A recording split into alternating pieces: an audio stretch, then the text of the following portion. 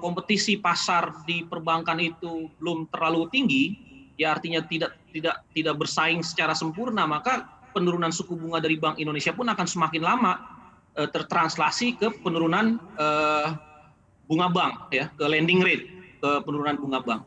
Nah, yang kedua, bank juga itu dari sisi tingkat suku bunga. Tapi bank juga melihat dari sisi perbankan, melihat juga resiko.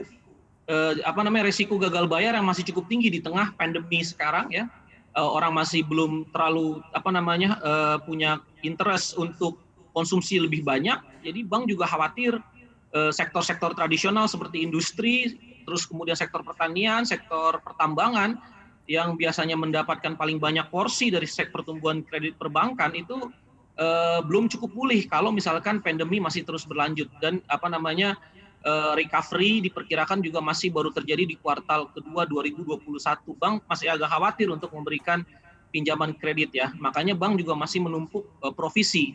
Jadi masalahnya pun ada di sisi bukan hanya di lending rate yang belum turun signifikan, tapi juga dari sisi credit risk, ya, resiko kredit yang bank lihat masih cukup tinggi. Jadi makanya saya beberapa kali memberikan saran bahwa pemerintahlah yang harus cepat untuk kalau misalkan pertumbuhan kredit mau tinggi, mau tumbuh positif dengan cara cepat. Jadi sekarang itu sebenarnya lebih ke demand untuk kreditnya yang masih loyo atau banknya yang terlalu hati-hati?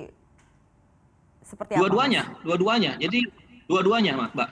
Jadi pelemahan di sisi permintaan masih terjadi, dilihat dari konsumsi yang masih kontraksi, dilihat juga dari sisi perbankan yang takut akan terjadinya kredit default. Nah, kedua equilibrium ini yang membuat tingkat pertumbuhan kredit jadi negatif.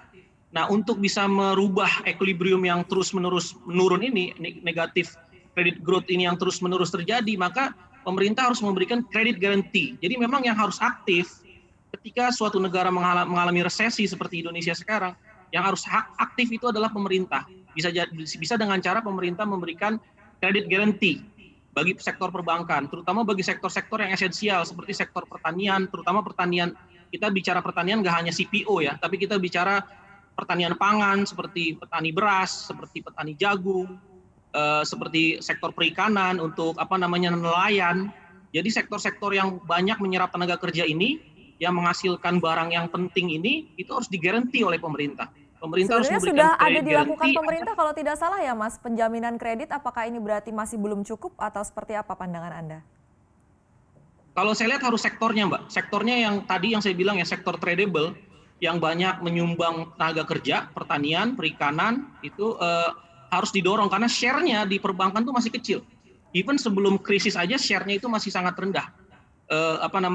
Dari perbankan ke sektor-sektor ini. Nah, pemerintah yang harus dorong melalui credit guarantee, gitu, ya. Jadi nanti kalau misalkan petani-petani yang menghasilkan barang pangan, bahan pangan, atau perikanan yang menghasilkan ekspor ke lautan, itu harus digaranti. Nah, kalau saya lihat angkanya mungkin masih terlalu rendah bagi kedua sektor ini, ya. Jadi harus ditingkatkan angkanya.